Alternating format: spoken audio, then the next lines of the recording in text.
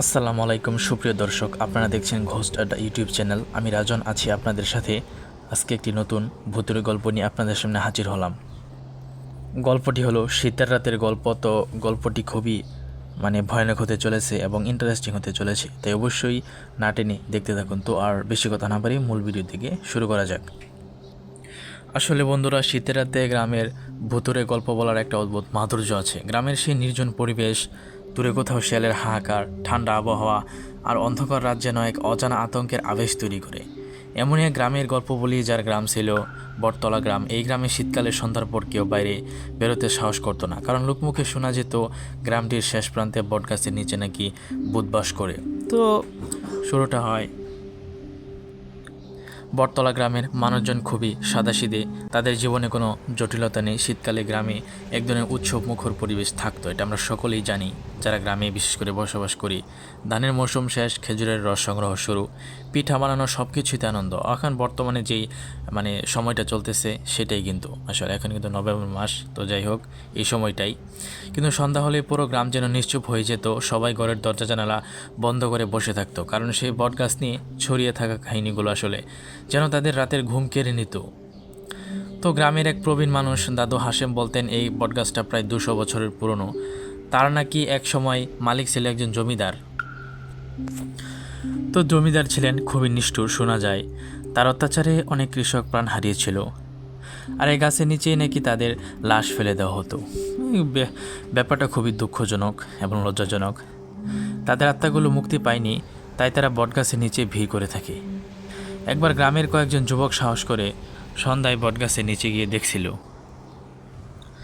গাছের ডালে একটি সাদা শাড়ি পরা মহিলা বসে আছে, কিন্তু তার চুলগুলো মাটিতে লুটিয়ে পড়ছে। কিন্তু যখন তারা কাছে যেত, চিৎকার করে মহিলা হাওয়ায় মিলিয়ে যেত। এই ঘটনার পর থেকে কেউ আর ওই গাছের দিকে পা বাড়ায়নি। এক রাতের ঘটনা, একবার শীতের রাতে গ্রামের একজন সাহসী ছেলে রফিক সিদ্ধান্ত নেয় এই ভুতুরে গল্পগুলো সত্য মিথ্যা যাচাই করবে। তার ধারণা ছিল সব কুসংস্কার ছাড়া কিছুই নয়। তাই সে বন্ধু বান্ধবদের কাছে চ্যালেঞ্জ ছুড়ে দিয়ে বটগাছের নিচে গিয়ে রাত কাটানোর পরিকল্পনা করে। তার বন্ধুরা অনেকবার বাধা দেওয়ার চেষ্টা করলো, কিন্তু সে শুনেনি। রাত প্রায় 11টা, চারপাশ নিস্তব্ধ। রফিক এক হাতে লাঠি আর অন্য হাতে লণ্ঠন নিয়ে বটগাছের দিকে রওনা দেয়। গ্রামের প্রবীণরা তখন তাকে বারবার সতর্ক করছিল, বাবা ফিরে যা, জানি না তোর কি হবে। কিন্তু রফিক তার জেদ ধরে রেখেছিল। গাছের নিচে রাত।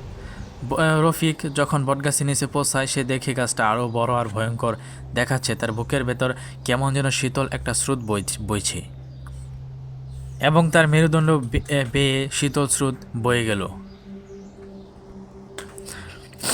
সে একটা পুরনো চাটাই পেতে বসে লণ্ঠন জ্বালিয়ে গাছের চারপাশটা ভালো করে দেখে নেয়। প্রথম কয়েক ঘন্টা কিছুই হয়নি, কিন্তু রাতে 12টার দিকে গাছের পাতা নড়াচড়া শুরু করে দেয়, অথচ বাতাস একদমই নেই। রফিক এটা দেখে কেমন যেন অস্বস্তি বোধ করতে লাগলো।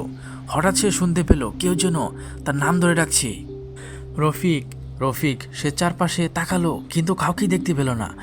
ভয়ে তার মাথায় চেপে বসলো চিন্তা। কিছুক্ষণ পরেই গাছের ডাল থেকে একটা সাদা অবয়ব মাটিতে নামতে দেখা গেল। সে ছিল সাদা শাড়ি পরা এক মহিলা। তার চোখ দুটি যেন ঝলঝল করছে। রফিক তখন চিৎকার করে উঠল, ঠিক আছে, ভয় আর হতভম্ব অবস্থায় রফিক দৌড়াতে শুরু করলো। কিন্তু তার মনে হলো সে যতই দৌড়াচ্ছে, সেই মহিলাটি ততই তার পেছনে আসছে। তার গলা শুকিয়ে কাঠ, পা জমে যাচ্ছে, শরীরও যেন জমতে শুরু করেছে। অবশেষে গ্রামে পৌঁছে চিৎকার করে সবাইকে জাগিয়ে তোলে। তার বন্ধুরা এসে তাকে জড়িয়ে ধরে ঘরে নিয়ে যায়।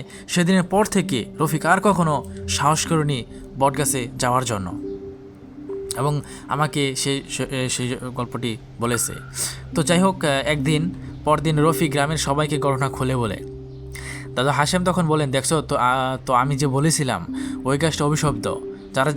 যারা সেখানে যায় তারা জীবনে শান্তি পায় না। রফিকের ঘটনার পর থেকে গ্রামের মানুষ আরও সতর্ক হয়ে যায়। তবে রহস্যটা এখানেই শেষ নয়। সেদিন রাতে গ্রামের এক বৃদ্ধা স্বপ্নে দেখতে পান সেই সাদা শাড়ি পরা মহিলা তাকে বলছে, আমাদের মুক্তি দাও, আমরা এখানে আটকা পড়ে আছি। এই স্বপ্নের কথা শুনে গ্রামের সবাই মিলে একটা সিদ্ধান্ত নেয়। তারা গ্রামের মসজিদের ইমাম সাহেবকে ডেকে আনে এবং সেই বটগাছের নিচে মিলাদ পড়ানোর আয়োজন করে। মিলাদ শেষে ইমাম সাহেব বলেন, এখানে অনেক নিরপরাধ আত্মা আটকে আছে, তাদের মুক্তি দিতে হলে আল্লাহর কাছে দোয়া করতে হবে। তো মিলাদের পর থেকে আর কেউ সেই গাছের নিচে ভূত দেখতে পায়নি। বটতলা গ্রামের মানুষ ধীরে ধীরে তাদের স্বাভাবিক জীবনে ফিরে পায়। তো শীতের রাতে যখনই গাছের পাতার শব্দ শোনা যেত তখনই অনেকের বুক কেঁপে উঠত। গল্পটা শেষ হলেও বটগাছের ছায়ায় ঢাকা অতীত যেন থেকে গেল গ্রামের মানুষের মনের কোণে। এই গল্পটাই আমাদের প্রমাণ করে যে শীতের রাতে প্রকৃতি যেমন রহস্যময় ভালো, তেমনই মানুষের মনেও নানা ভয় আর কল্পনা বাসা বাঁধে। ওকে, তো সুপ্রিয় দর্শক, আশা করি এই ভিডিওটি আপনাদের অনেক ভালো লাগবে। ভুল ত্রুটি মার্জনীয়।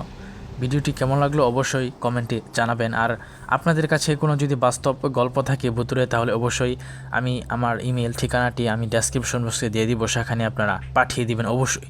এর পরবর্তী গল্পটাই আশা করি আপনার হবে। তো আজকের ভিডিও পর্যন্তই, দেখা হবে নেক্সট ভিডিওতে। বাই।